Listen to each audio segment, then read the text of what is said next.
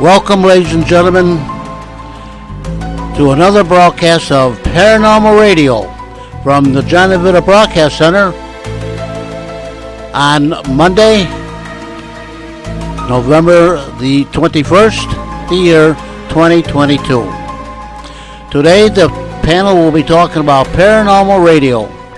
And now, here is the Chief Paranormal, Mr. Bob Trzeciak. Oh, now I'm the chief. I used to be the king of paranormal, but it's been a while since we've done a show. Thank you, John. Thanks for. I've been demoted. I'm no longer king. Now I'm chief. I got taken down a notch or two. Yeah, we haven't done the show in a while. Last show we did was in September. We had Zach Wenzel back on here. I think Jack Chavez was on. I forget who else was on. Great show we did there. And then October just got to be a little too crazy. Too many things going on for the month of October, and I just didn't have the energy to drive down here and do another show. And I hated not to do a show for October, but it just got to be too much going on. So yeah, the Halloween season was a good season. Very busy, very nice. And I met many people over the Halloween season. A lot of business cards, a lot of phone numbers got exchanged. Matter of fact, one of the gentlemen that I brought on tonight for a guest for the show, Mr. Ron Powell, I met him at one of the events doing that. And we started yakety-yakking over there at the event. And then I said, hey, let's do a show. So we scheduled Ron to do the show tonight. So we'll be talking with him in just a moment. Tonight's guest, Mr. Ron Powell, who I just mentioned. Mr. Dominic Posey, another gentleman coming on the show with us tonight, and then of course Mr. Leland Pierson, who's co-hosting the shows. Leland will be with us. Before we do the show and actually get into the talking here and introduce everybody and get rolling, just a few announcements that I want to do here. Some of the people always tell me, they says, do your announcements and that, and I have to admit, I do them on Facebook. I post things, and I'll do things on the radio. But when I do this, I always feel like it's like a brag sheet, like you're bragging about what you do. You'll say, no, let us know what you're doing. Then we know, to come or not at things that you're doing. So this Wednesday night, which will be the 23rd, it'll be Thanksgiving Eve, I will be at Chuck's restaurant over at Chuck's Southern Comforts over in 79th and Natchez. And I'll be doing palm readings over there with them. I do that every Thanksgiving Eve, I'm there with them. I'm there on New Year's Eve and Halloween. I go for a few hours, and then also, too, for the Mardi Gras, I'm there. And then on December 2nd, so I'll be there like from 4 o'clock till whenever. This Wednesday night, I'll be at Chuck's. So stop by having something nice to eat there and do a palm reading if you choose to do so. December 2nd, which will be next Friday, I'll be back with my great friends over at Irish Legends over there in Willow Springs, right directly across from the street from where the old Willowbrook Ballroom once stood. Now it's all little condominiums going up there, or townhouses. That'll be December 2nd. And the same thing, I'll be there like from 4 o'clock till whenever, 10 o'clock or 10:30 or whatever I feel like leaving or staying. I have a kind of a loose schedule over there with them. They're very nice to me there. December 4th at the Thornton Distillery. That's at 400 East Margaret Street. I like that, Margaret Street. Must have been somebody's wife or somebody's sister or something, and they named it after her. 400 East Margaret Street. Mr. Jack Chavez is running another one of his Paracons over there. I don't exactly know what he's calling this one, if it's Krampus Fest or Christmas Fest, whatever it is, but it will be all with everything paranormal again with it. Speakers will be there. Mr. Sam Moranto will be there. Tony Sabelski will be giving a talk. I'll be there giving a talk. You're going to have to listen fast for mine. Mine's going to be about a 3-minute talk, but I'll be there doing a talk. I'll be doing palm readings there. Many different vendors, many different things going on. That'll be December 4th from noon to 7. That will be going on. Then December 10th with Moonlight Bean, our good friend Miss Carrie and Dave. Great little shop they've got over there on 127th Street in Crestwood. Actually, not too far from where I'm at. Right around the corner from me, actually. Well, a little bit more than around the corner, but it's close. We'll be doing a Christmas Fright Night. Something we kind of talked about, and that'll be December 10th. We'll be talking about Christmas ghosts, Christmas haunts, Christmas stories, and that. And we'll have some pizza and refreshments for folks so they can come in, shop the store, do that, have something to eat, listen to the stories and stuff. So that'll be December 10th. And I think they are selling the tickets for that event on Eventbrite. So go up on that, or just go up on their page, Moonlight Bean. It's spelled B-E-E-N, not like a bean, like a green bean. It's pronounced bean, but it's spelled B-E-E-N, Moonlight Bean. So look at their page. And also some of the other things they do there, too. Carrie does, she's kind of inventive with that and has a lot of different things. They do paint nights with gnomes and monsters and things. And the shop is kind of a neat place to shop around and look on that. Oh, gosh, okay. December 16th, 17th, and 19th with my great friends over at Midnight Terror there. Gosh, how wonderful. Man, we had a super busy season over there with them for the Halloween season. 16th, 17th, and 18th of December, Midnight Terror will be doing its Christmas Fright. And that's always a lot of fun. That's kind of great. You don't think of Christmas as a time for frights and ghosts and that kind of stuff, but they're there. You always have to remember, one of the most beloved Christmas stories of all time, Christmas Carol, you got 4 ghosts right in that story. So the Christmas ghosts are still around with us. Okay, that's just a little bit. I'm not going to go any more past that. If you go up on Facebook, Wiccans, Chicago South Suburban Wiccan, Pagan, and Metaphysical Community. Whole page there, and that's where Ron's on there. They always post stuff all about this. It's not what you think. If you're a little, I have to admit myself, I wasn't too familiar with people that are Wiccans, too familiar with people that are Satanists, and then I realized I know a lot of them. I know a lot of them, and they're pretty nice people. They're not all bad, horrible people. They're nice people. So they're pretty good people. So that's why I brought Ron on. I met Ron, like I said, at one of the events. We started talking, exchanged phone numbers, and boom, here we are. Ron, welcome. Thank you for coming on. Thank you, Bob. How are you? Wonderful. Thank you, sir. Thank you for driving out. I know you come a little ways. Just a bit, but... Yeah. You're down in Crete, isn't it? Crete, Illinois. Yeah, now it takes you, about an hour and a half drive to get up here? Or? That's depending on how kind 294 wants to be. Yeah, I know what you mean, yeah. Mm-hmm. But, hour 10. Okay. Not bad. And then also with him, he brought Mr. Dominic Posey. Hey, good evening. There's Mr. Dominic Posey. Now, you also are a Wiccan. I'm actually druidic. You're druidic. Yeah, a little different. Are you taking anything for that? No. Well, sometimes. Depends on the holiday. So you're a druidic. Now that's I'm totally unfamiliar with that, so I'm interested in hearing about this. Druids.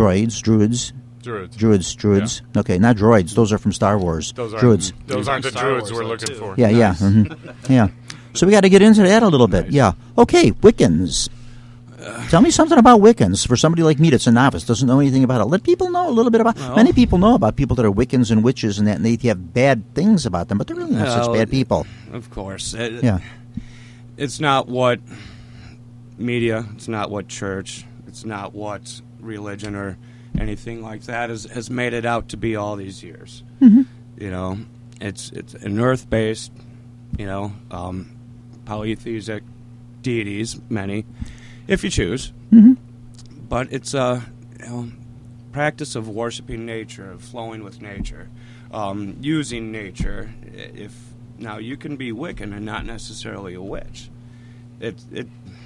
Okay, see, now this is what I'm saying. It's a learning process. These are things I did not know. Yeah. Mm-hmm. So, okay. But paganism, absolutely, and it predates. Paganism predates any. Of course. Any modern religion. I mean, anything at some point. Well, paganism wasn't invented until Christianity. Up until then, nobody knew they were pagans because there wasn't anything Christian. So, no doubt. Yeah. But many different types of people. Mm-hmm. I mean, yes, you have your more light workers. You have more baneful types. I mean, it's like anything else. You have a wide variety of people. Of course, yeah. And what they practice. Now, Wiccan started out by Gerald Gardner, late 30s. Okay. And that's actually when Wicca, which kind of really flew from Witcha, and it, even the sure, of course, everything evolves, right? Yeah, evolved. Mm-hmm. Yeah. Mm-hmm. But that's really when it got its foothold going in. So it's a total misconception what people may have. Someone like myself that's a novice at it and really doesn't know all that much about it, not that familiar with Wiccans and that, and you're always just assuming that, Wiccans and witches, they're one and the same. They are associated, but like you just pointed out, some Wiccans don't practice. Some are and some aren't. Right, it's sort of a different thing, yeah. It's your own personal path, Mm-hmm. 4 types of Wicca, actually. They're, Gerald Gardner, the Gardnerian, who was the original, the godfather, so to speak, that started it, in a very structured form of way. Okay.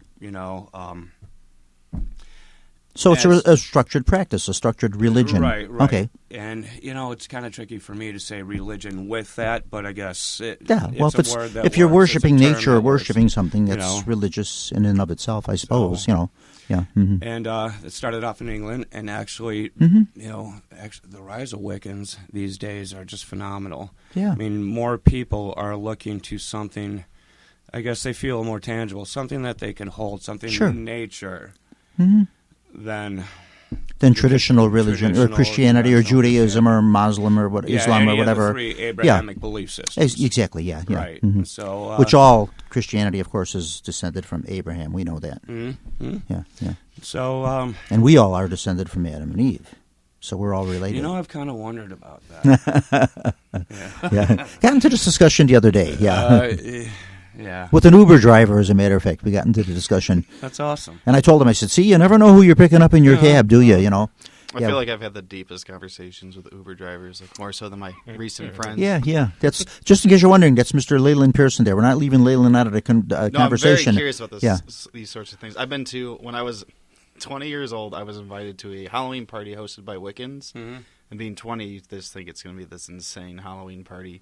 It was the most chilled thing I've ever seen. I got the most crazy thing that happened is somebody sprayed me in the eyes with lavender, and I was a little upset, but it was an accident. So, but you smelled really great. I did smell good. Yeah.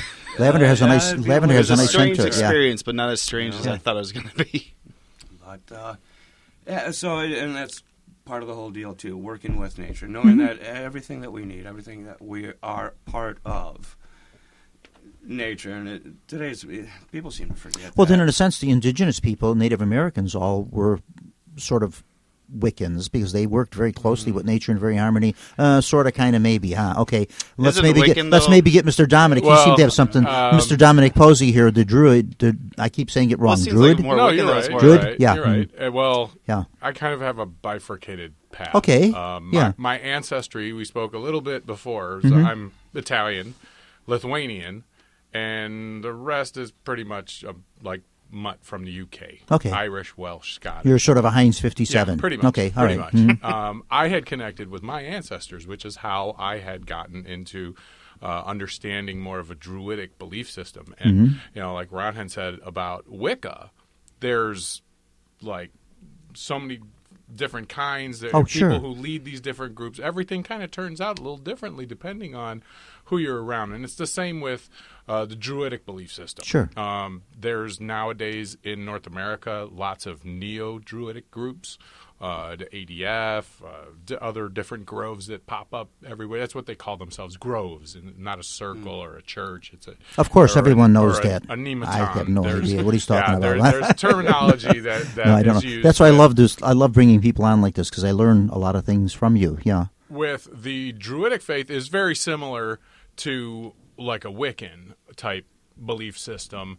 Some little differences, but they both generally had originated from the same area. UK, Great Britain. Yeah. The druidic... Wales, England. Yep. The Scotland. druidic beliefs have a tendency to stem quite a bit further back, Neolithic type beliefs, honoring gods of the hunt, different, so deities sort of prehistoric, almost kind of dawn of time type possibly, things. Yeah, somewhat, but also that had evolved, to a point where Arthurian druidry, they follow the works of Merlin, King Arthur, and it had evolved along the Merlin and King time. Arthur, of course, we all know are mythological people. Maybe yes, maybe no, huh? Kind of depends on who tells you the story. Yeah, here we go, yeah. Definitely. So then you're going to tell me that alchemy is a recognized science too, then, huh? Well, it's not recognized by mainstream, but, Okay. All right, good. All right. I like learning. See, that's what I say. I like learning. Yeah. The Druidic faith has a tendency to do more things through their living. The term Druid itself is typically given to some of the upper echelon of that belief system, where it wasn't necessarily how can I say this? It was who you were for the community. was like your druids were your statespeople, your healers, your doctors, Sure, engineers, the people who put the plans forth to help communities. The prominent people, the people higher up on the Right. social ladder. Right, Yeah. and it was partly a social structure back then as well, because these people were living, on the land and off the land like once that. once mankind came around, it didn't take long for a social structure to start. No, not at all. No. Not at all. So that evolved over the eons. And what is going on, in the United States today with different groups, how reflective is it of those ancient ways? We have no way to know, because it was one of those cultures that wasn't Basically what always it- documented properly. That's It's where I just- was kind of on. I'm a history nut, and I know, and I'm also very Irish and Okay. all that. The Druids were obviously they're the more educated people of the society, if you want to call it that. But the thing is, when the Romans came, they basically wiped out or converted all those. And then the big they thing were was there was barbarians. no. As far as Rome was concerned, they were Written- barbarians. Yeah. But also, there was at the Celtics at that period of time. There wasn't really they didn't write these books down. So I'm just curious, how does it go from this culture of people that seem to be cloaked in mysticism, and then come to Chicago, 2022?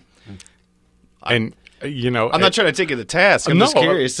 A lot of things, whether it be through oral tradition. There's songs I sing at different holidays that I know are songs that have been sung for thousands of years, honoring the harvest or, whatever, because they get stuck in the folklore. So it all started out and- orally and then sung as Sometimes. psalms, like in Christianity, and then eventually someone decided to write them down. And somewhere there was a book of Druids out there. Or there's a Wiccan book. there's many books. There's stuff you can find pretty much, in a lot of different places. Basically, what I picked up from you two gentlemen just in the short time that we've talked here, which has been wonderful. I really enjoyed this very much. Just the little time we had here, and this show's probably going to run a little longer here because you got my curiosity up. Basically, what I'm finding out, though, is you're not all that different from Christianity, because you have a lot of different sects in your belief. But folks, really quick, there you are so can't many see different them. sects in. They're in robes. It's been very. They got orbs are looking. No, I'm just kidding. No. See, that's why I wanted to do this show, and that's why I wanted to have you gentlemen on here, because I think most people, lay people like myself, that really, in all honesty, not that familiar with it. You just have. I think people have. Now I don't, because like I said, I know a lot of these people, and I know what they're like. They're not bad people, but I think most people think, oh, these are people that practice witchcraft and they do evil things and they're bad people and all. Not so. I wouldn't say not evil. at all. Some will, do no harm, take no shit. Yeah. But you find that in a lot of different people, Wiccan or non. No matter what your faith base is. Yeah. And, I'd say rightfully so. But like Christianity has, its branches of belief systems, Sure. Methodist, Baptist, et cetera, Catholic, go on, and Yeah. none of them agree with each other anyway. So, but that aside, Yeah. Paganism it's an umbrella term. Yeah. And under that, Judaism. A lot of different sects. And Tons of different different things. esoteric type things that. Luciferians. Yeah. And it falls like that. Satanists, Luciferians, etc. Yeah, a lot of Which, different. even those terms themselves, just to touch on it for a second, what the Christian perspective of all of that isn't, again, it's not all that accurate. Mm-hmm. Well, Christianity has a way of kind of covering things up. No, never. Just digging They under the sort of Vatican they for a while. sugarcoat it. They sugarcoat a few things there. Here and there we sugarcoat a few things. Yep. You have to remember the horrible beating people took during the Inquisition. In the name of Christianity. Oh, absolutely. So yeah. Mm-hmm. And which Not very Christian-like attitude, is it? absolute power Yeah. corrupts Yeah, absolute, doesn't it? Yeah. Honestly, I think even going back to the Council of Nicaea, Constantine, who had even left out certain books when they were putting the Bible together. It's called the King James Bible. Well, that the King in James itself Bible been rewritten 5 times. wasn't authorized by Constantine. What Constantine did is he wanted Christianity uniformed, because you had many, just like we're talking about now. You have all these different sects of faiths, and whatever it may be, Wiccan, Druid, Episcopal, Baptist, whatever they may be, Methodist, whatever. Constantine said, wait a minute, we can't have all these people practicing all this. We want something standardized on this, and henceforth the Roman Catholic Church was born. That's where that started. Yeah, so that's why many people believe Roman Catholicism is the one true faith.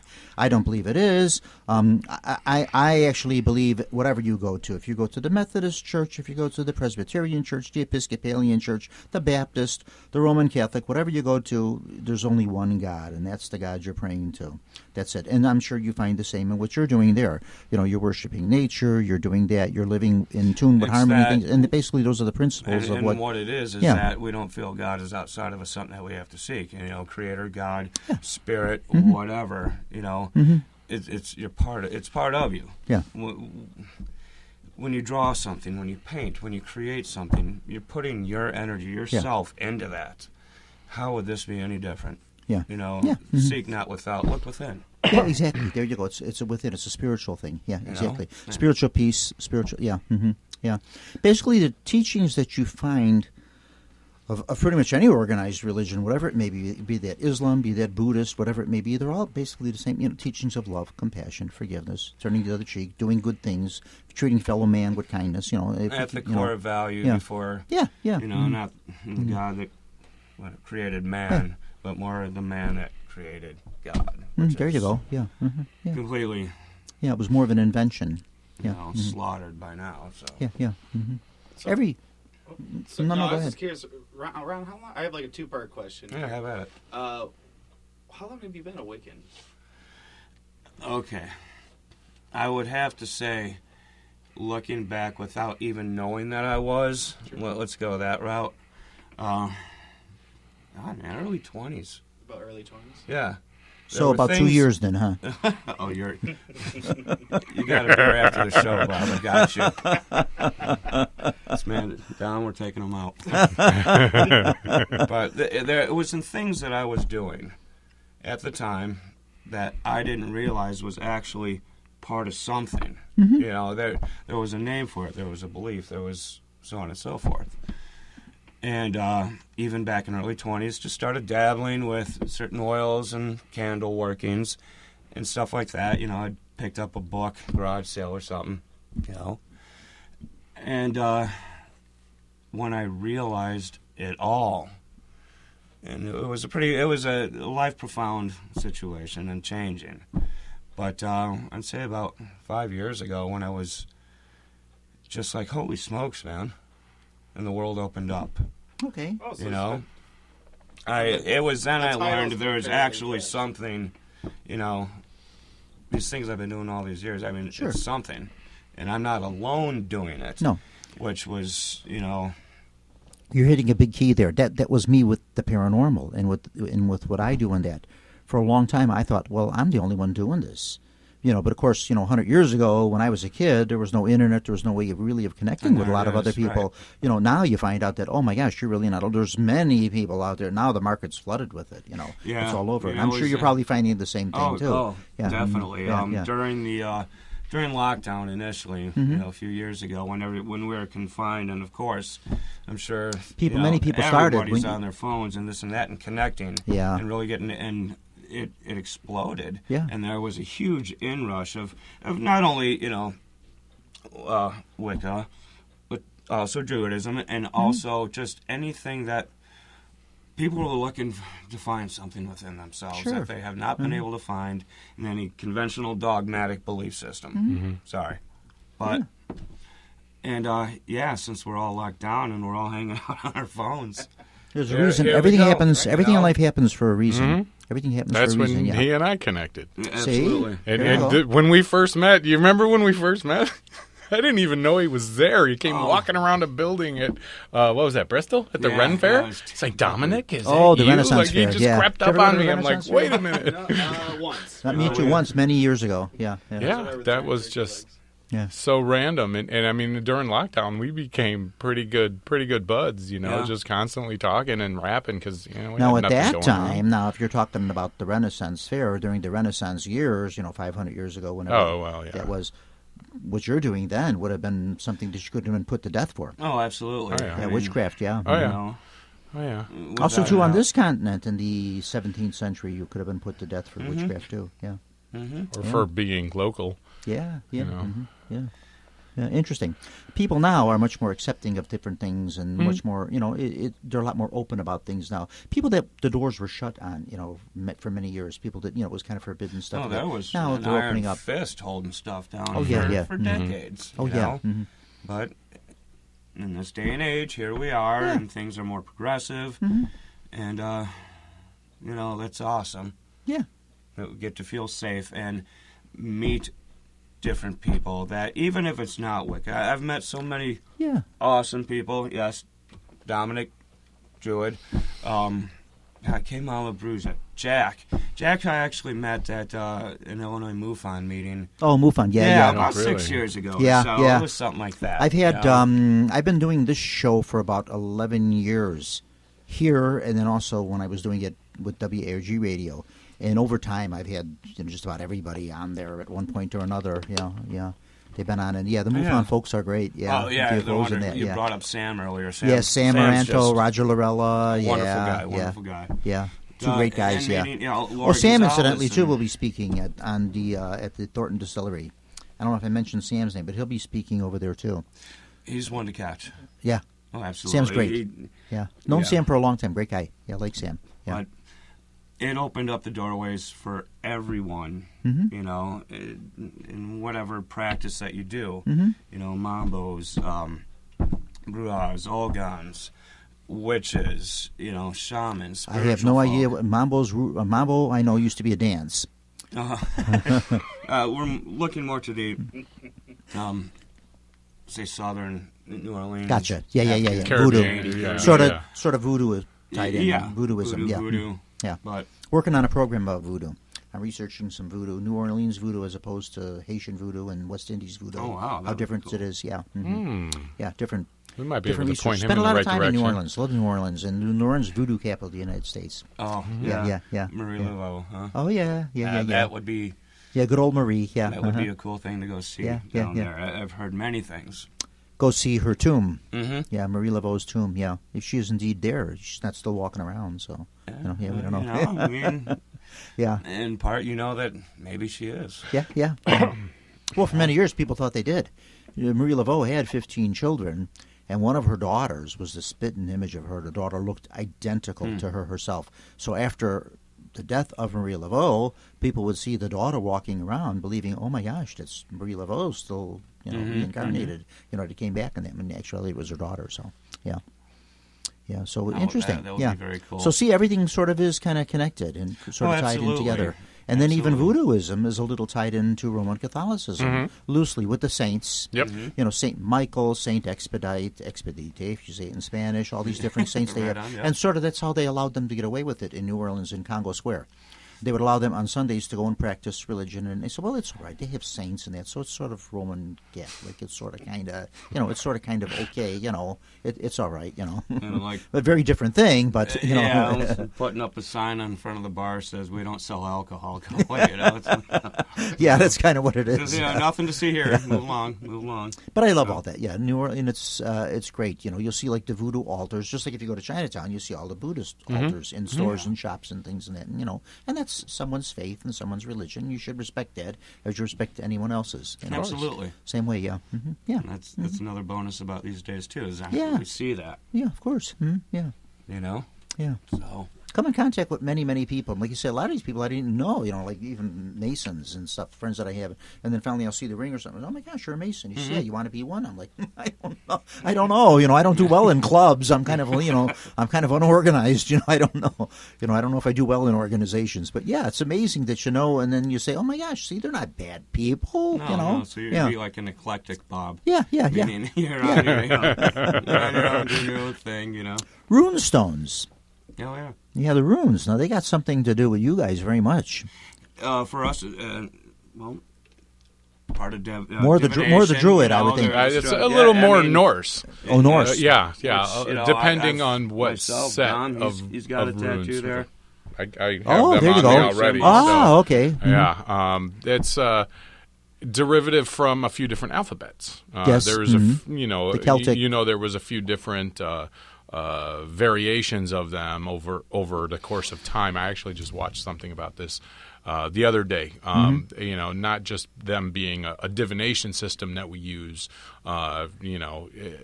The linguistics behind them, and the what each sound of the alphabet or each symbol the sound means. that was made, like they evolved like in a short span, like 2 or 3 times during the course of like that Proto-Germanic language development. And it was really interesting, to kind of see the evolution of them. And now, I mean, I have a set that I actually got the last time I saw you, made out of oak. They're made from so many different things. Yeah, mostly nowadays, seem stone, glass. They're made out of. Yeah, The set, I got a set there, stone. Sure. Yeah. What do you do with them? Runes you can do divining. You can do fortune telling with that. Yeah. Honestly, in all Each honesty, symbol represents a meaning. Not just a word, but a meaning, an ideal, a thought, whatever. And you have them in your hands. You're set. And basically, you cast them. There's different methods. you can do a 1 stone read, a 3 stone read, or you can do the whole or the whole 24. Yeah, Spread them out. yeah. And by reading them, by identifying and knowing what each symbol means, they tell a story. It's not just like, this word. It tells a story through symbols, which is as ancient as anything, really. And like Bob said, depending, if you have a specific question that you want to ask the runes, you can do multiple runes and a timeline, past, present, future, or with regards to some type of endeavor you've got going on in your life that you want a little bit of insight on. I've come to them and fallen away from them many times. For me, with divination tools, my gifts really only come through around Halloween, Samhain. So that's when you're like at your most receptive. You're at Yeah. your best, and okay, all right, yeah, okay, I have to agree. yeah, okay, good, yeah. Yeah, I bought a set of rune stones a while back. I bought them. And I ordered them. eBay, where else do you get things from, right? Go to eBay. They sell everything on eBay. From rune your stones. local witches, Bob. I don't know who they came from. I think they came from India. Conferences And the only reason, I have to be honest with you, the reason I bought them was I was doing a presentation on vampires and vampirism. And if you put the rune stones on a vampire's grave, you keep him in his grave. He can't come out. There's such a thing as binding runes. And then I started studying the stones and studying more about it. And I said, well, there's more to this. And when I got my stones, all I got was the stones. I got no instructions. I got nothing with them and anything. Oh, no kidding. And then over this past Halloween season, when we were planning things out with the Midnight Terror, where I do palm readings and production line, assembly line palm readings I'm doing over there. We do so many of them. Colin, the gentleman that manages the Midway there, who I actually kind of work for, he says, can you do something with rune stones? And I said, sure. We can do them, but we just have to do like a 1 rune reading. So that's what I was doing. I was doing the 1 rune reading, and we were doing the palmistry and doing different things with folks like that. We were doing it that way, and it worked out very well. And I found out people were very interested in it and very receptive to it. Yeah. And your palm reading, by the way, was awesome. Oh, good. I'm glad to hear that. Thank you. Yeah. Yeah. you a palm reader? Yeah. Oh, yeah. And that's how we met. to know. I missed you at the last one at the Paragon in Summit. Oh, yeah. Oh, you had a line, and time was in my day, and it's like, damn. Yeah, the Paragon is right down the road from where I used to live. That Summit in Summit there. That was my old a neat neighborhood. place. Yeah, It really is. Yeah. Yeah. Wow. But when I saw you this time, okay. I'm hanging out for the day anyway. Friends were there, vending. Yeah. Friends, it's just, That's why I kind of like doing those events, because you do connect with a lot of different people. You do meet. It's amazing how many business cards you exchange and phone numbers you get and different was at people. Pagan and Pride when Dominic and I there's a finally Pagan got... Pride parade or Greater Pagan Chicagoland Pride? It's a So festival. Is that sort of pagan and gay connected, or what? It's okay. pagan, and whoever feels like identifies with pagan, no matter what other lifestyles you choose. See, when I think of pride, I think of like gay You pride, do, man. that type of thing like Well, that. it was for time for our community to come out of the broom closet per se, and they started the Pagan Pride. I don't know how long ago they started it, but it used to be in a different location. This year was the first time they used the newer. I didn't know they had a Garfield Pagan Pride. Park.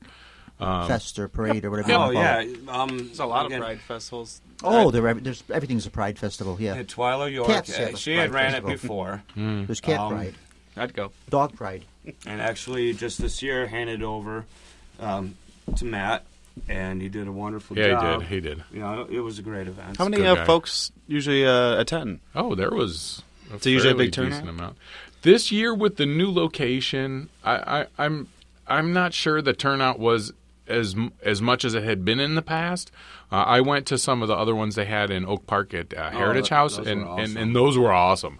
There was I didn't realize there they was did it a so close. Yeah, Oh. there was a couple See, this is another hundred, one I'm not aware of. easily, I if want to not go to this thousand one. You guys there. have it. Holy yeah. hell. Yeah, And it's- over the it's- course of the day, people come and Oh, go. yeah. So But it's- still, that's a lot but of it was folks. but it was a good time. It definitely was. It's not just vendors. Also, it's there's Workshops. performers, workshops. There's food. I mean, there's community. Sure. There was workshops at this most recent one. That's what it's all about. Get the word out about what you are, who you are, what you're doing, and let people know and say, hey, look, we're not bad people. No, we're like everybody else, you A lot know. of people sitting out there Yeah. feeling how I was when I started the. We page. have Like, jobs. where is We make everyone? we have jobs. We make false teeth and glass eyes. We also vote. We make caskets like everybody else does, you know. Well said. Yeah. Yeah, Yeah, we see? vote. I used to have that bumper sticker. I'm pagan and I vote. There you go. See. Forget Yeah. about us at the polls, you know. Well, we do. That's one of the things we pride ourselves on in this nation is freedom to worship, freedom of worship, whatever you're worshiping. absolutely. You know, so that's I'm open to everybody's. You know, Absolutely. Yeah. Yeah. It's there. Yeah. Freedom of religion. That's what it's all about. And it didn't That's why trail many off people. to That's why unless many you're people this, first came this, to these this, shores or to this. begin with. It wasn't for wealth or money or anything else. It was to be able to worship as they chose to worship. you chose know, to do. Yeah. Yeah. You know? Not something that some ruler dictated to you. So yeah. Yeah. Well, technically, up until I believe it was maybe the late 70s, some of the First Nations people's ceremonies were banned by the federal government. So they kind of got the short end on that one. Are you talking about our indigenous people, Native Americans? Yeah, well, they've always gotten the short end of the stick from the federal government. Let's be honest. You know, right from the get-go, they were on the short end of it. You know. I mean, we are in Chicago right now, too, so that's a good example of them getting the short end of the stick also. Chicago, from the old Indian word meaning bad smell. From the smell of the Chicago River and the wild onions, it was called Chicago. Okay. Yeah. One of the Should I bust into Wayne's World here? Or Miliwake, which means Oh, come on, the now, good one. guys. I had to. Yeah.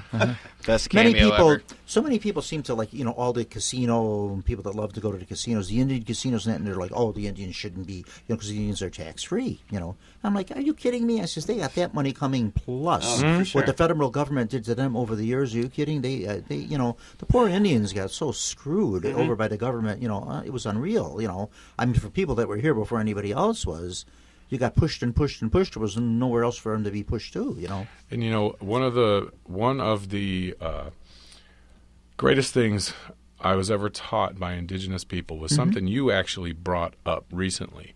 One of their main philosophies in life and in everything they do, and that they recognize, is that we're all related. That's something they say. Yeah. And that's not just we as people, everything here on the planet, which leads us all back to the whole point of nature spirituality that we've been talking every about. religion, So. I don't care how far back in time you go, ancient Egypt, ancient Babylon, wherever it may be, every religion has some creation story where everything started from. And when you start researching them, I've done a lot of research into the Egyptian Book of the Dead and the Egyptian religion, and that, right on. and you find out that the creation stories aren't all that far apart. No, They're they're really not. You know, and yeah. Was it Iris is basically the same story as Jesus? Horus. Or is it Horus? Horus, well, Horus, the son of Isis and Osiris. Yeah. Pretty much the same thing as Jesus. Yeah. Yeah. It's sort of like a trinity. They have Isis, Osiris, Horus. And Yeah. you'll Also, find that. Praderi Penanun, when you go back to the Welsh cycle of mythology, you know, like you can, it's, I always felt it's the same message being handed down and deciphered through all these different cultures, that everybody kind of has it right, but when men get involved and start changing into dogmatic things is where it kind of starts. Yeah. And Well, then it and then always Judaism, goes when you figure Moses, you know, if you know your Judeo-Christian teachings, you know, Moses, of course, being the leader of the Hebrew people, taking them out of slavery in Egypt and bondage, he lived as a prince of Egypt for many, many years, so he would have been familiar with all this. So naturally, in his writings and his teachings, a lot of that stuff would have kind of rubbed off a little bit. You know? Sure. You know, so some of that stuff he maybe incorporated to what he was hearing from the burning bush too. So yeah. So yeah, we don't know. I wasn't there, so I don't know exactly. However, his mother was real nice. She used to bake cookies for us. Moses' mother, Mrs. Moses, was real nice. Oh no. Yeah, she was a very nice lady. That's awesome. That's awesome. No, but it is. I mean, really, all kidding aside, when you go back to all religions and beliefs and everything, I don't care how far back you go, they all have a creation story about how everything got here and where everything came from. And then you start seeing some of the similarities to a lot of things. Yeah, absolutely. Yeah. Mm-hmm. There's actually a lot of stories. That's why I firmly believe that we are all related. We all are. What are the Wiccan and Druid creation stories? Are they similar? Are they a little bit more different? Is there not a central one? It kind of depends on the sect. I've heard a couple different things. The Druids focus a little more on the lore of the soul, the creation of the soul and reincarnation, and which also is a Wiccan and which ideal. Reincarnating? I've heard a few. They all kind of differ. As far as creation stories are concerned, I honestly have never really chosen one that resonates with me more than another. One that you kind of believe more than another. Yeah, I've heard a lot. The back of the turtle shell in some of the native cultures. You heard about goddess spinning her web of stars and the stardust colliding, and that's what brings about planets and life and animals and it's every culture has 5 different creation myths. So I can't say that I know of one Wiccan form of creation. I know that their afterlife place is called Summerland. But it's a form of creation of got nothing, Bob. So in the Wiccan belief, there is belief in an afterlife. No, it's okay. Oh yeah, definitely. Yeah. Okay. Good. All right. But even the Wiccan beliefs are roots, and it's still even from Druidism. Some filters in. I mean, it's they're geographically closely related. Absolutely, yeah. And it's kind of amazing that as we learn more about other cultures just through what we're able to absorb through media, documentaries, stuff like that. A lot of cultures across the planet have been practicing a lot of the same things for eons, and we're just now starting to realize that hey, what they're doing over in New Zealand's pretty close to what these, indigenous folk on the plains were doing. The world has become a lot smaller ago. place. Yeah, it has. Yeah, the world has become a lot smaller place, and people are a lot more closer and much more connected now. Through everything that we have at our disposals. Where 100 years ago, people didn't have that. No. You didn't have this kind of connections. So now it's kind of nice that, like you say, people in New Zealand, and people in South Dakota, and people in Alberta, Canada. Everybody's connected. With everybody being so connected, though, this might be shifting the gears a little bit. Do you feel like being a Wiccan and such, it's like you've seen people taking advantage of the uptick of people that are kind of like phonies or maybe taking advantage of the situation to sell things at a price? You got faith healers in the Christian churches. Absolutely. You got those people in every culture, and it's you got to find the right people. Because there's always going to be, like with me, like I've gotten to a point with my path. I don't really do much anymore with groups of pagan folk, other than some of like the festivals and stuff like that. I keep my practice of my Welsh ancestors. I keep that solitary. I do that on my own. When I work with communities, I'm part of a lot of other groups that are indigenous based, actually. So they kind of pulled me into their groups. I got introduced into that way, and I kind of walked that way too. And to me, over the course of the last 8 or 9 years, it's so close to what that's my a very good thing, Welsh like ancestors were. You're a person that's being very true and very honest to yourself. Mm-hmm. And you don't need You a have to group. be. You don't need a group like that. You don't need to be with No, a group. and you don't have to our make an side, outward showing. It's like that you're would doing be it, you called know it, and that's fine. an eclectic. I mean, and that's good. It's you're an just, inner thing. You're on your own thing. You know, instead of being in a coven, which coven's gonna, and that's a tricky thing. Which actually falls back to what you had just said. I mean, has there been in the last few years more vultures, more opportunists, and yeah, absolutely. Getting those inboxes. Hey, I picked up a vibe seeing your picture. I'll do a reading for you if you send me this, or Oh yeah. Mm-hmm. or going back to the old days when they had the charlatans around the table in the basement and the strings to For your seances. And Bob everything. put the strings away. Yeah.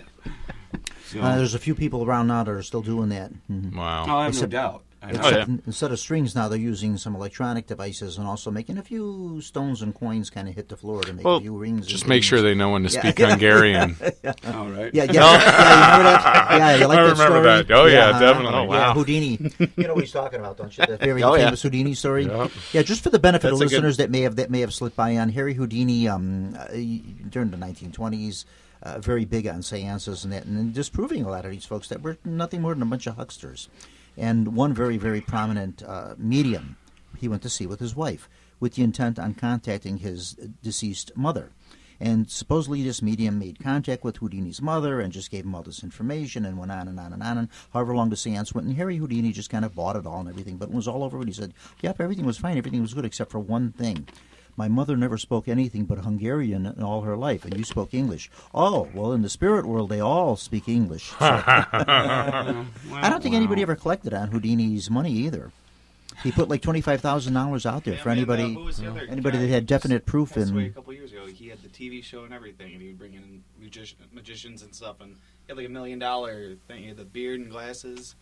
I You know, don't, when I he don't was know this- that show. I'll He have was to around watch like that. from the 70s up to like the mid 90s. to disprove that these things were or how you did the tricks. No, it was like all of it. It's like if you can prove that ghosts and stuff. Oh, are real- Randy, yeah, the amazing Randy. Mhm. Oh yeah, Randy was great for Nobody collected his money. Yuri Geller. I don't know if you remember Okay, Yuri Geller. Sure. Very big Israeli psychic who was big on the bending spoons and spoon bending. telekinetic energy and all that. yeah, yeah. And he did a lot of for a while in the 70s, and he did all the talk shows everywhere and all that. And of course, he made the mistake of going on the Johnny Carson show. And Johnny Carson was an old-time magician from way back. That's how he started. He was a magician. Johnny Carson contacted Randy and said, "Okay, what should we do?" And Carson told him what to do. And when Randy wasn't on the show, but when Yuri Geller came on, oh, my powers just aren't right, and why would you ask me to do those things and all this? And Johnny Carson said, well, that is kind of the idea of having you on the show, isn't it? So right there, he kind of, his career kind of went right down after that. Wow. Yeah. He still performs. He's still very much with us. He still performs in that, but everything he's done, they found how he done it. They know what he did. They know what his tricks were. Yeah. Wow. Penn and Teller have a show. I can't remember. Yeah, the where they name show of it. you how they do the Yeah, tricks. yeah, If they yeah. can't figure out how you do it, you win the prize or whatever. mhm. Yeah. Which is Yeah, pretty magic is. interesting. That's why I was surprised when you guys mentioned Merlin and Arthur and all that. Yeah. Uh-huh. Well, you see, that's a different. This, Oh, we're not yeah, talking yeah. street magic. Oh, you no. know? Which Yeah. which cup is ball under? Yeah. Mhm. That is That's not magic for amusement. It's different magic. precisely. It's think of it. Everything is energy. Everything is connected. Mhm. Okay. Us, nature, source, universe, so on and so forth. Right. Everything in nature has its own specific qualities, and by using those certain things within nature, the energy within yourself, to project a hopeful, an outcome that you want to happen or don't. Mm-hmm. And it's just really working with all the energies, feeling it, connecting yourself to it, be it if you work with a specific god, goddess, or Element. element, exactly. Okay. 'Cause, and it's not so, again, here we are with Wiccan Druidism, paying homage to the directions, to the elements, and casting an open circle. Mm-hmm. I think they even make the distinction of spelling it different. Don't they add the K at the end of it? M-A-G-I-C-K. yeah. Instead of M-A-G-I-C. And that was something I believe Aleister Crowley had. Put the K at the end, so there's a distinction between, Yeah. magic for entertainment and for Mhm. amusement as opposed to... But yet you can buy a Ouija board at 8 years Oh, old. Yeah. please. Yeah, right. Yeah. You know? Yeah. But I don't... it's just about every show we've done, one of these shows, we always mention the Ouija. Always kind of comes up, and I really don't recommend that people. But I think I always say the same thing. I have one that glows in the dark. Never connected. Like I think I did it a few times as a kid, and it's just like no.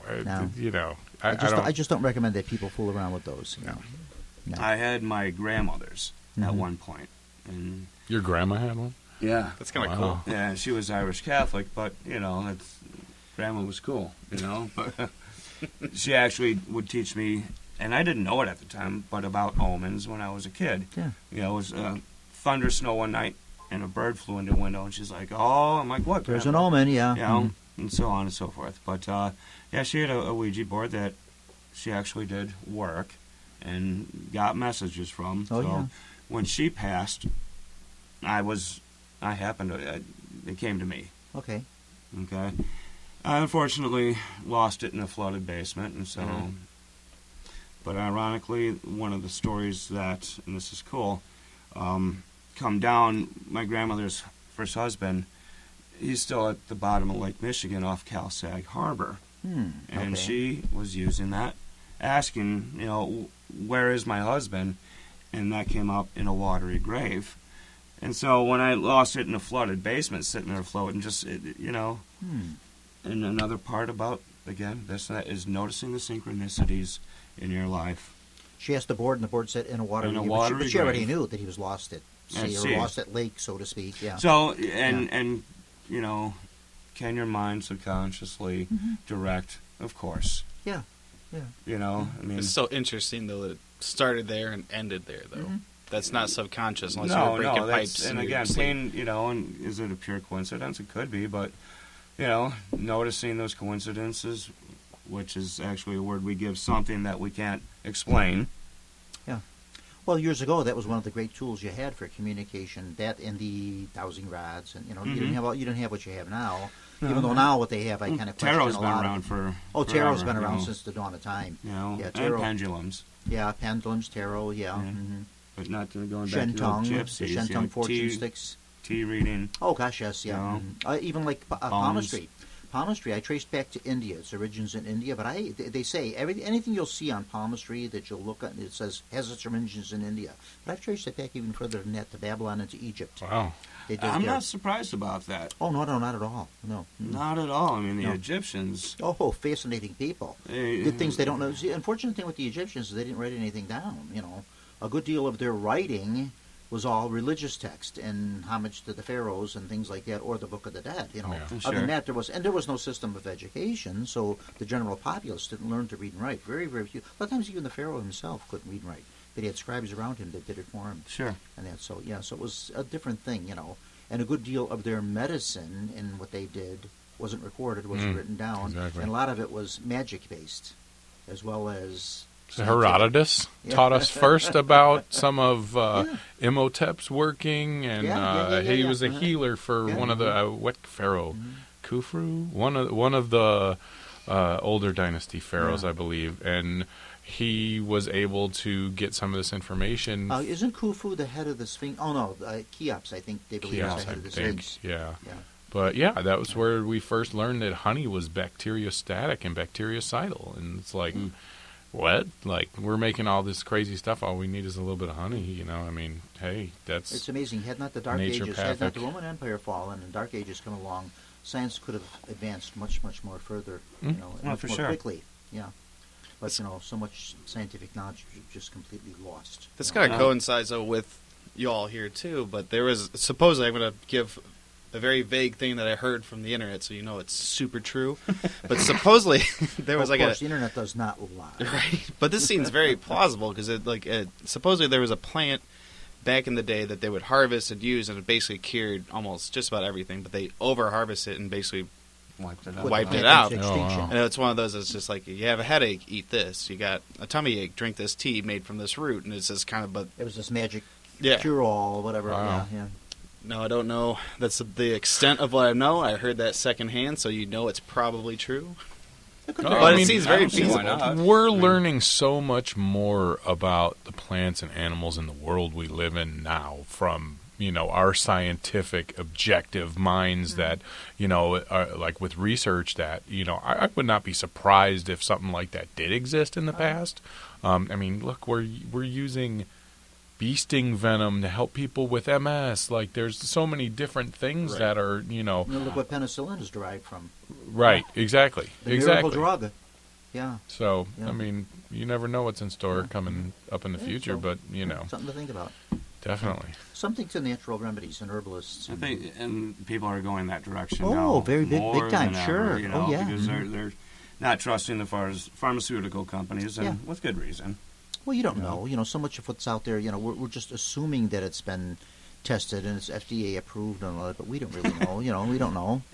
Anything's FDA approved if you got enough money in your hand. Yeah. It's a painful truth. That's like all the all the COVID vaccines and all that. They pushed them through so quickly. That's why a lot of people were reluctant to get them, because they says just exactly how tested are these? What are the side effects? And now they're finding out there are a lot of side effects from them. And that, some of these commercials you see on TV, the side effects are worse than the things they're treating. Yeah, isn't it? It's like I'm listening to this commercial. It's like I'd rather side live effects with. may be depression. You may have thoughts that are suicidal. You may. I'm like, holy crap! I'll take my chances with the illness. Right, I'll live with the arthritis, I'll live with the illness rather than the cure. I'm like, are you kidding me? Yeah. Just some amazing. Of those, and again, they go to their they look for a herbologist or what would be considered a green witch, because like the old town healers. For the folks that don't believe, or however you want to phrase it, but don't want to use medicines or pharmaceutical medicines, Western medicines, obviously I'll say it, there's dumbasses on the internet that literally drink bleach thinking it's going to cure you. Oh my gosh. And then I'm assuming there's other people that are like, if you take this poison oak, grind it up just right and boil it, because I read it in a book that's totally inaccurate, it will cure whatever. Is there like a good spot to go as a Wiccan to like find like more legitimate information, not just some stuff that you saw on a YouTube channel with 2 subscribers and one of them drinks bleach? And YouTube, can be really. You've got to be careful. Sketchy. There's some older books out that that I've used for years was something that came out through just a regular publisher. It's not like a pagan book or anything. It's called The Magic and Medicine of Herbs. My mother had this book ever since I was a kid. I was learning about yarrow and feverfew and all these things that I could find in pastures, which, not always in Illinois, but, just understanding your environment and knowing what's around you and just learning about the plants themselves is a good fundamental start.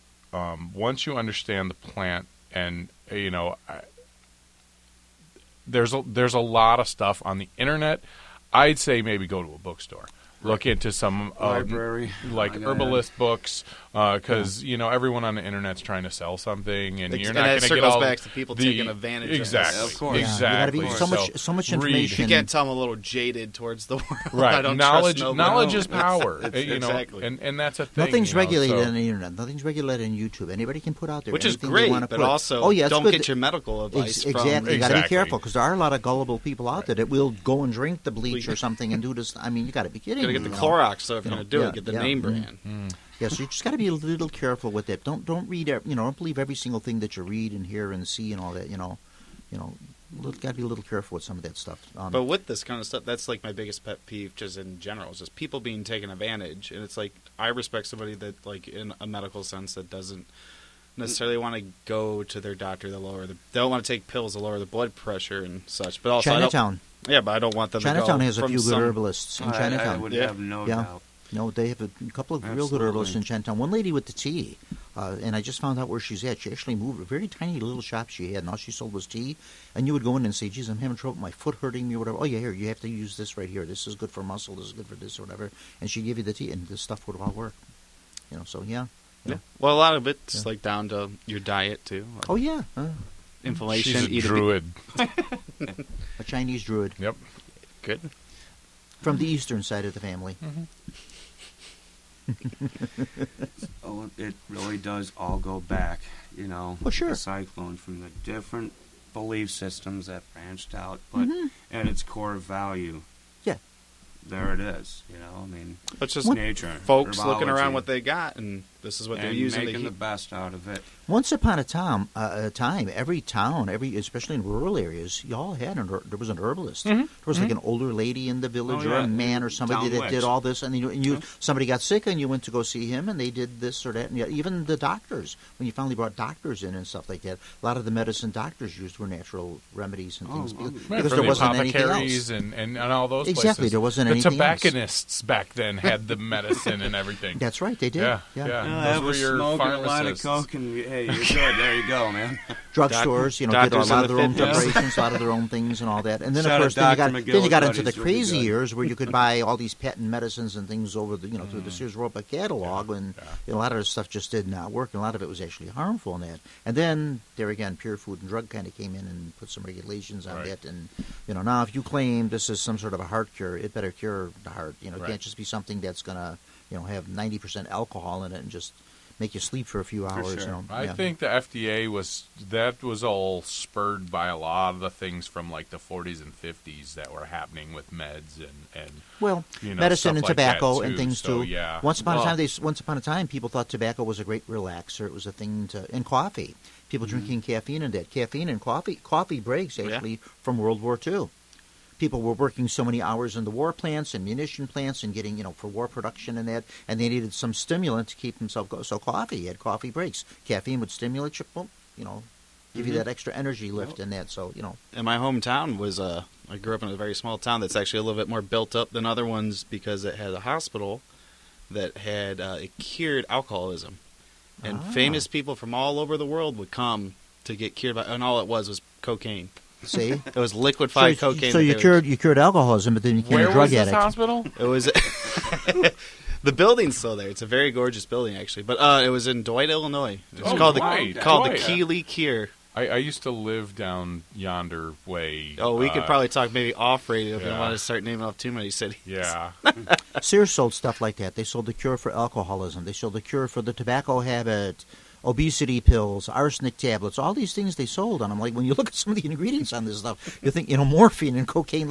One of the original ingredients of Coca-Cola was cocaine. Yeah, we all know that. And that was also sold as a stimulant. So, Hey, what are we going to patent the cure for? Catholicism? I don't know, man. That's a lot of beads on the rosary for that hasn't been invented yet. Yeah. You were talking about the extra books, the regular not the Judeo Bible. The Judeo Bible is the Old Testament, the Torah books, but the Christian Bible has 67 books to it. But the Catholic Bible has, 6 or 7 extra books. The Catholic Bible has, And then there's the lost books of the Bible. I don't know those if you are ever the read lost that books. one. The Book of Ptolemy, the books of the young Yeah, Jesus, and the infant Jesus Mary created. and He everything. created the bird out of mud and Thomas, blew on it, and the Ezekiel. bird flew, and all these things, and Why are you doing that on the Sabbath? Said the other little boy. Oh, I know those stories. too. Yeah. When I was a kid growing up Roman Catholic, we used to have, catechism and religion, and if we asked questions like that to the nuns, they would say, "Oh, sit down and shut up," because they didn't know themselves. That's the problem. They didn't know themselves, so they sit down and shut up. I was I don't talk too openly about this. I was actually excommunicated almost when I was 12 years old because I asked too many questions. Yeah. And they wanted to kick me out of the church forever. Wow. I feel bad because I'm not very religious now, but one man went to bat for me at the committee, defended me in saying that that's what they should be doing is asking questions. He's like, he's not asking questions to be a jerk. He's asking questions because he's a 12-year-old kid and he doesn't know how to ask a question you. right. Right. I remember we would have catechism. We'd ask a question about something or ask about a story or something. Oh, we don't read that. We don't. Well, why do you have it there in the Bible? Right. Every Catholic family had the Bible on the coffee table, but nobody read it. It was like one of those forbidden books or something. So I don't know. I don't want to come down on. I'm not coming down on religions. I don't want to do that. I mean, every religion has its good and its bad to it, but we're not here to yuck anybody's yum. No. Oh, yeah. It's just I could tell you what I went through. I could tell you from personal experiences. I was named after the saint the church I was baptized in was named after. So I feel all that. But, as an adult now, looking back on a lot of the stories of the Bible, and the way that people bring the Bible up nowadays, I don't think it was ever meant to be translated the way that most people translate it. or the context. Well, they say is if you want to totally get different. if you want to get the true meaning of the Bible, exactly the true faith, the true meaning of it, the literal translation of it, you have to do it in Aramaic. And there aren't a lot of people around that read and speak Aramaic, so mostly they're Bible scholars themselves, and those are people that translate it, And then when you say something in one language and translate it into another language, it means something different. You were Italian. I was Italian. I don't know if your folks spoke Italian. My mother spoke Italian. My father spoke Polish. They were born here, but they spoke it. And they would say something, and I remember with the aunts and uncles, and they'd laugh and laugh, and I said, well, what was so funny? He's like, I can't tell you. He said, if I tell you in English, it's not going to mean the same thing. Yeah. It won't mean the same thing, Exactly. Like one time I asked my father how you say a hot dog. How do you say hot dog in Polish? And he told me what it was, and he was laughing. He says, if I tell you what that means in Polish, it's not the same thing. It don't mean, it's not a hot dog that you're eating, It don't mean the same, it's just different, So when things go from one language to another, a lot gets lost in translations. John Davida is shaking his head, so he knows all this. After a while, I got good at it. When they're around and you're a kid and they don't want you to know something, they start talking in Polish or in Italian. After a while, I got to understand them. It's just talking English. I know everything you're saying anyway. So you're talking about the differences in translation. I recently started following a gentleman from Minneapolis on Facebook, James Volkovich. He's a linguistics. Volkovich. How do I know that name? He does native First Nation language, That's Ojibwa right. language. He's a translator. I know who that is. Yeah. And he has this video with him and his little son, 7 years old or so, and he's like, "Hey, Dad, let's make a pie." He's like, "What kind of pie do you want?" And he's like, "Blueberry pie." How do you say blueberry pie in Ojibwa? And it's like the way the language translates. There's no two words that just signifies it. It's like half a paragraph because of the way that language is used. You have to describe what you're doing. Sometimes it's not only the way you say it, but in the inflection of your voice. Exactly. With the pitch, higher pitch or lower pitch, and it means something entirely different. It's that way with, is it Chinese or I think Japanese is a very tonal language. So is Chinese. Chinese, yeah. And if you could say it, but if you say it in the wrong pitch of your voice, and you're trying to say, where's the bathroom? What you're actually saying is, well, the cabbage is on the stove. It means something entirely. It means something entirely different. I was growing up.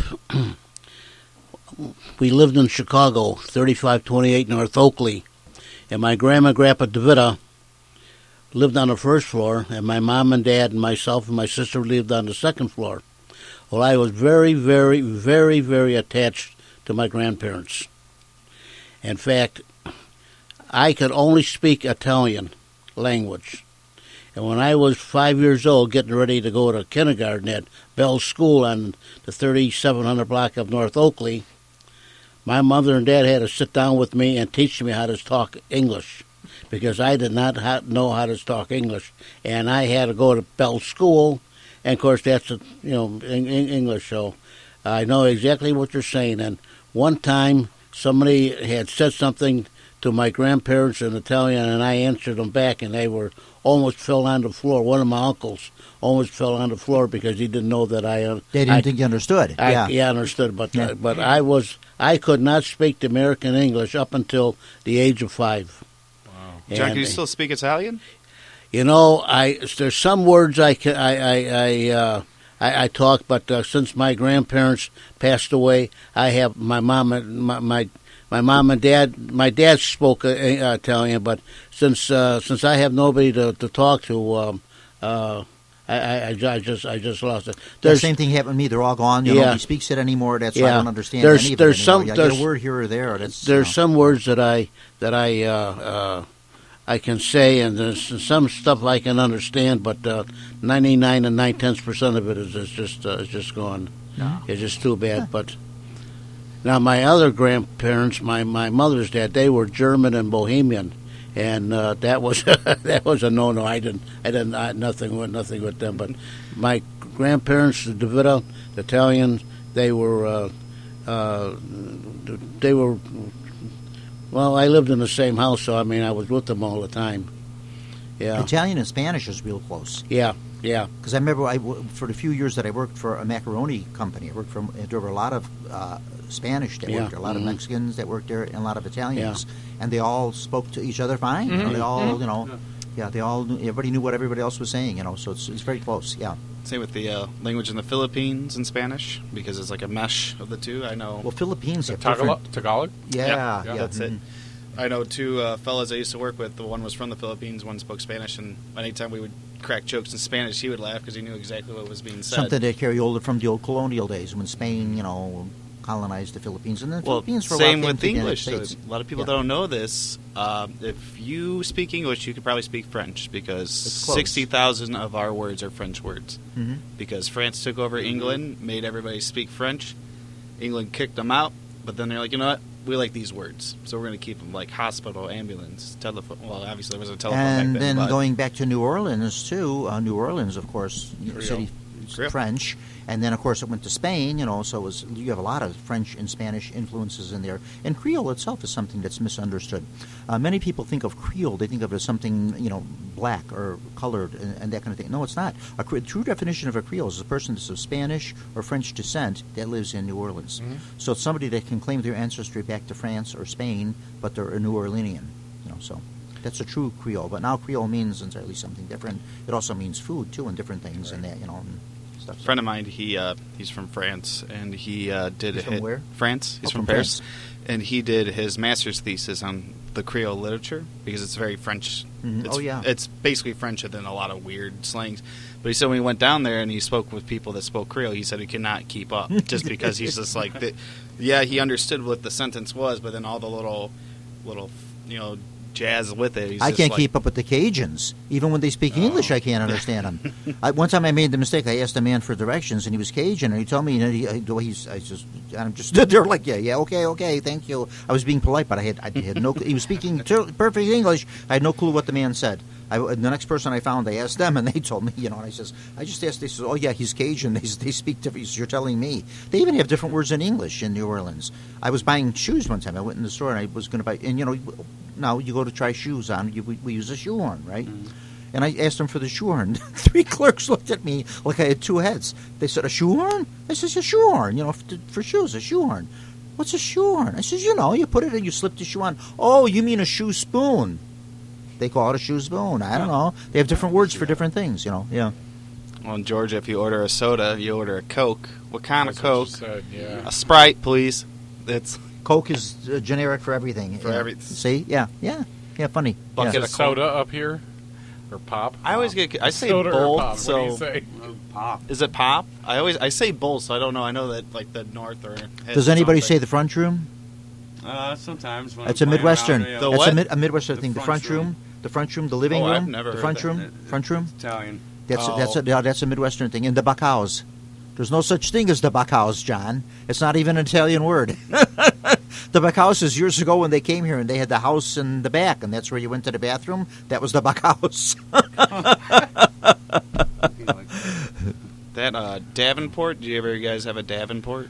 A Davenport's a sofa. Yeah, that's Yeah. I've never heard that until my grandma was like, Davenport. move to Davenport. I'm like, what? Yeah, the hell is different words for Davenport? different stuff. Yeah.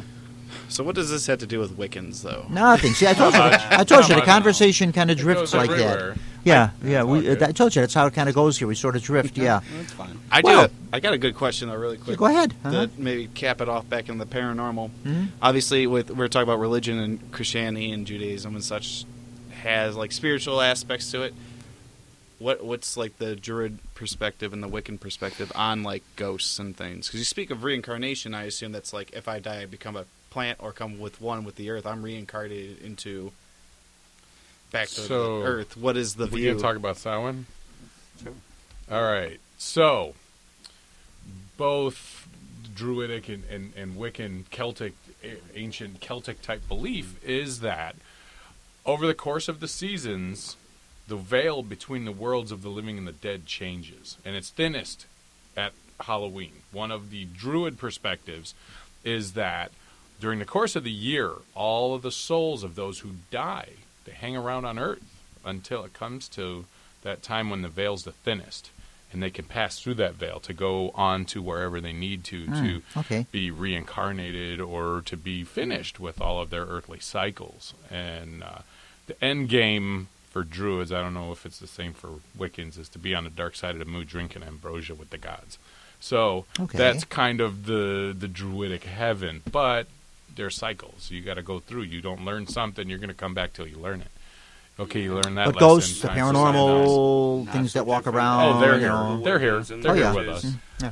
Work same thing with the cycles. We have the Wheel of the Year, which Sure. celebrates the Sabbaths. For us, it's holy day. It's holy times, and it definitely is coinciding with cycles of nature. And like Dominic said, so when the veil is thin, many psychics and empaths, the true ones, not the charlatans, definitely feel that. They become a lot more sensitive during And those points in time. Most definitely. For the witches, it's the start of the new year.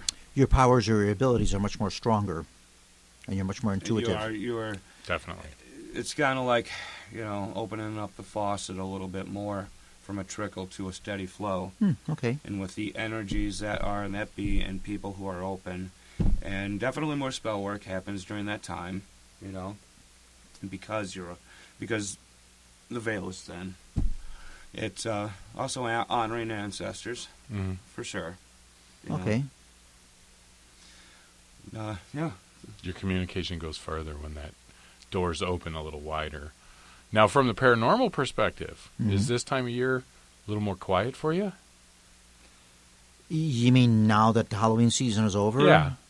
No, I can't really say. No. Honestly, to be honest with you, the paranormal is kind of with you year round. It's all the time.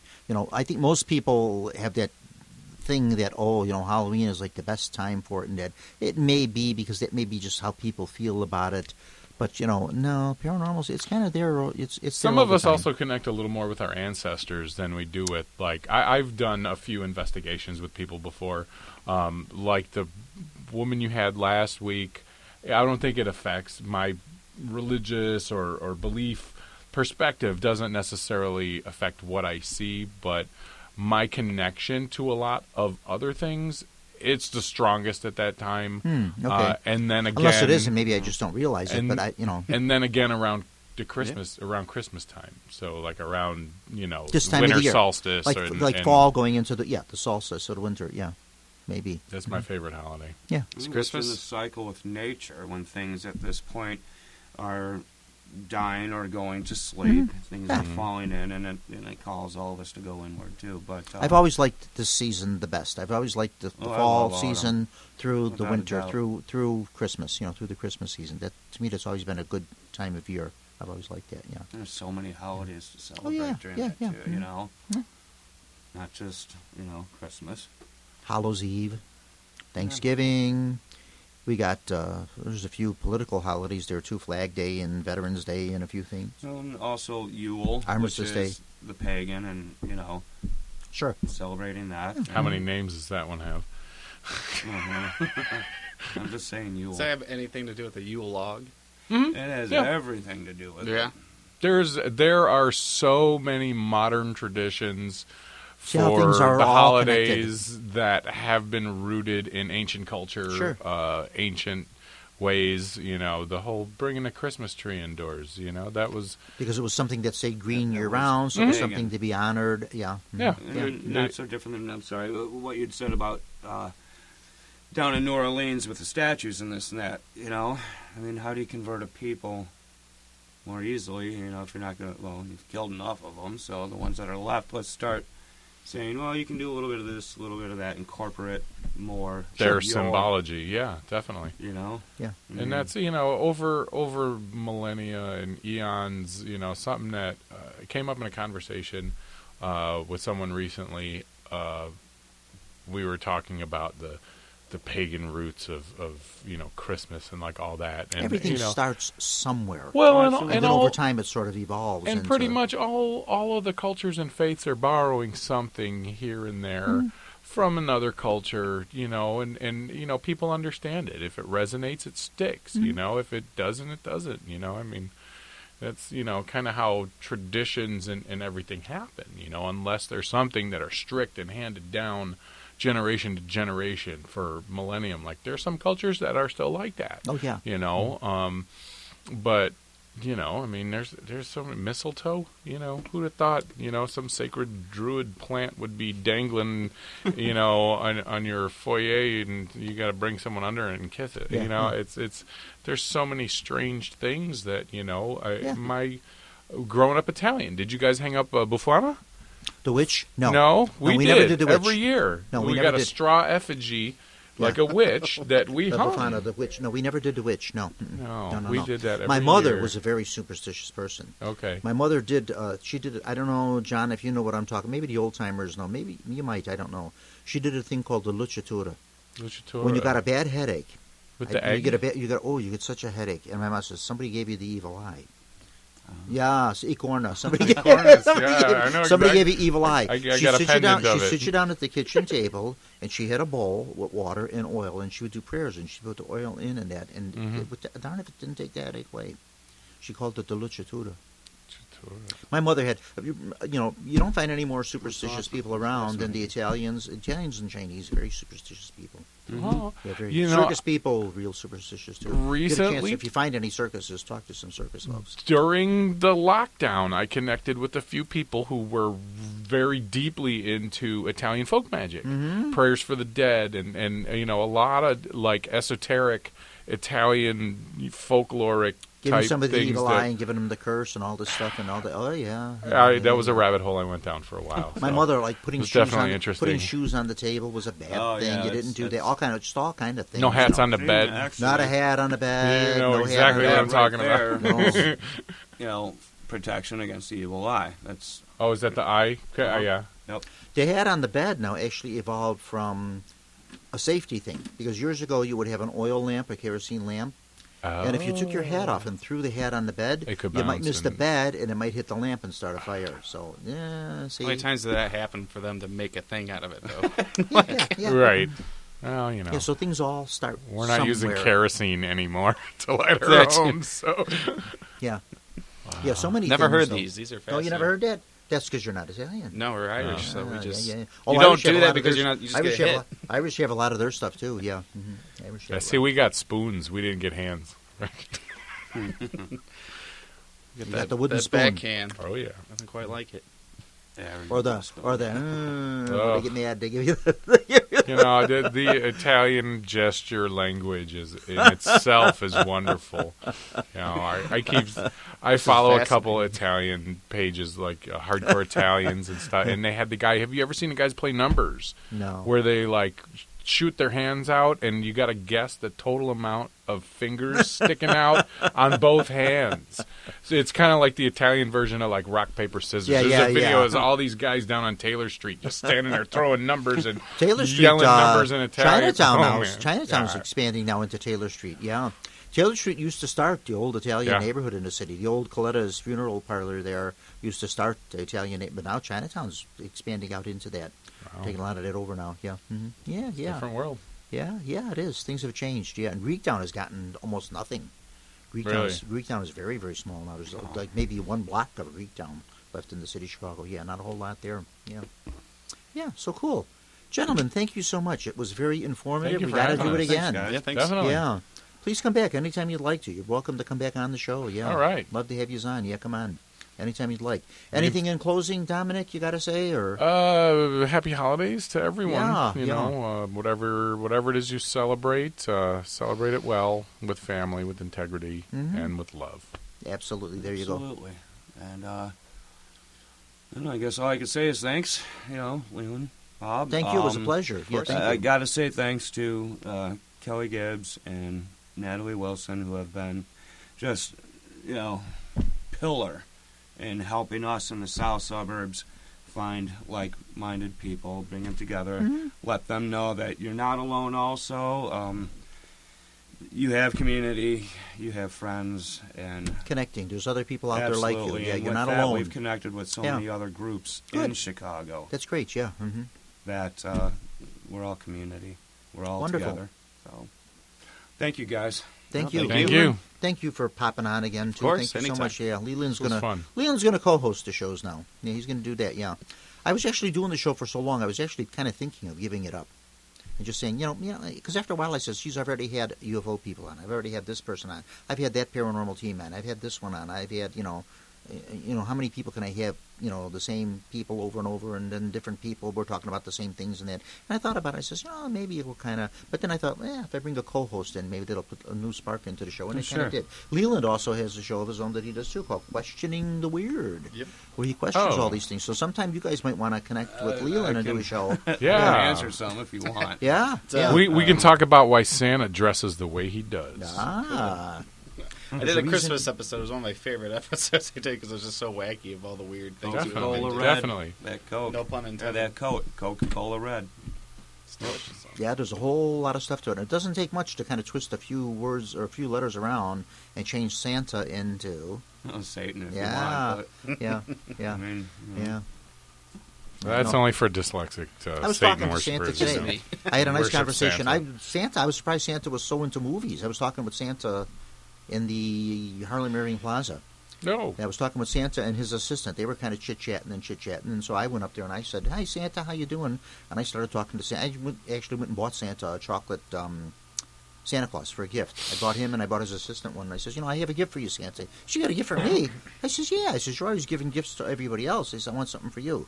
So I gave him a chocolate reindeer and I gave his assistant one. And I was talking with Santa. And I was surprised to see that Santa was so much into movies. And we started talking about that. And we were talking about Elizabeth Taylor and Cleopatra and Richard Burton and on and on and on and on. So Santa wasn't only into toys and reindeer; he was into a lot of things. Yeah, he got breaks. He had rainy nights. Throwing a movie, hanging out 300 on the and couch, some odd lazy days of boy. the year. Plus he's a very, once. very old man, and when you're around that long, you pick up a lot of things. He probably burned out his VHS of Ben-Hur back 30 years ago. Yeah. Well, that was very interesting. Thank you so much, gentlemen. Thank you for having us. That's why I love doing these shows. I always learn something new. I always find new things out, and it's great to have new folks come on and do that. And, wonderful. And, the invitation's open. Anytime you want to come back on, you feel free to come right back on. Awesome. I don't think I've had a person on this show yet that I haven't invited back. Everybody's been super. We've all had some interesting folks we've had on here. Yeah, we've had some good folks. Yeah. Okay. Super panel next time. All right, John, take us away.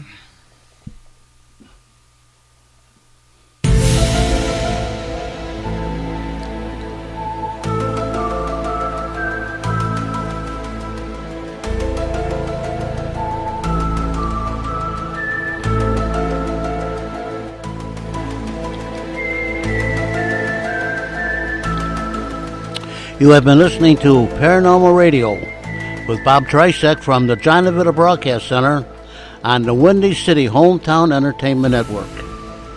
Paranormal Radio was directed by John DeVita. The executive producer of Windy City Hometown Entertainment Network is Mr. John Shikanda. This broadcast was pre-recorded on Monday, November the 21st, the year 2022. Until next time, friends, please be safe, and thanks for listening. And happy Thanksgiving to all our great listeners.